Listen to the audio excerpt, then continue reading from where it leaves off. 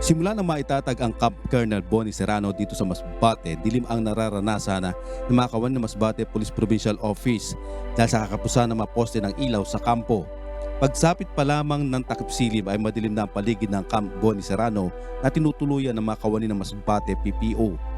May mangilan-ngilan na ilaw sa mga building subalit hindi ito sapat upang mapaliwanag ang buong perimeter ng kampo. Simula po nung dumating ako dito, as in, malungkot pa talaga dito paggabi kasi kukunti lang ang ilaw. Kung saan po ang may building, doon lang siya may ilaw. And dito po sa pathway na to talagang madilim. So, nakakalungkot pag lumabas ka ng camp na pumunta ka dito sa labas ng camp. As in, kukunti lang talaga ang ilaw na makikita mo. Ang mga pulis na nagsisilbing security tuwing gabi nahihirapan din sa ginagawang pagbabantay sa lugar dahil madilim ang paligid.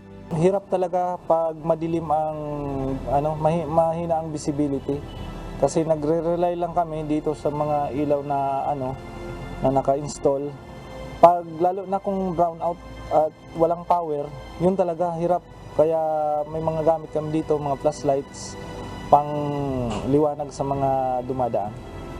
Ang Provincial Director na si Police Colonel Liam Van de Velde nabanggit ang problema at agad inilapit nang minsan dumalaw ang Members Church of God International o MCGI sa kampo.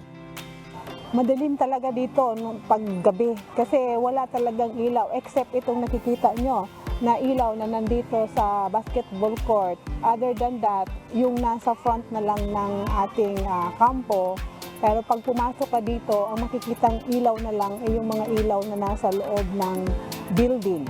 Hindi ko talaga ma-recognize yung mga nakakasalubong ko paggabi dito. Kung halimbawa naglalakad man o unless na naiilawan sila ng sasakyan, saka ko lang ma-recognize.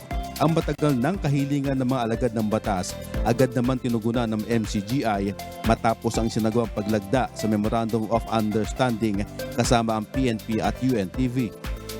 23 solar lamp post ang itinayo sa buong Camp Bonnie Serrano katulong ang mga kawan ng pulisya.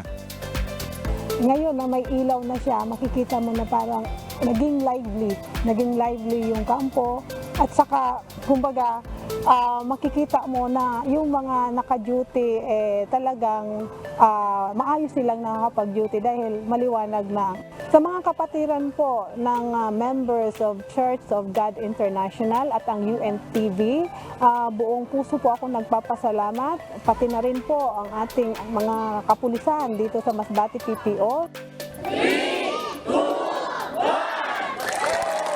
Samantala, kagabi ay isinagawa na ang ceremonial lighting na magkasamang sinaksihan ng mga kapatid sa MCGI at mga kawani ng Masbate Police Provincial Office.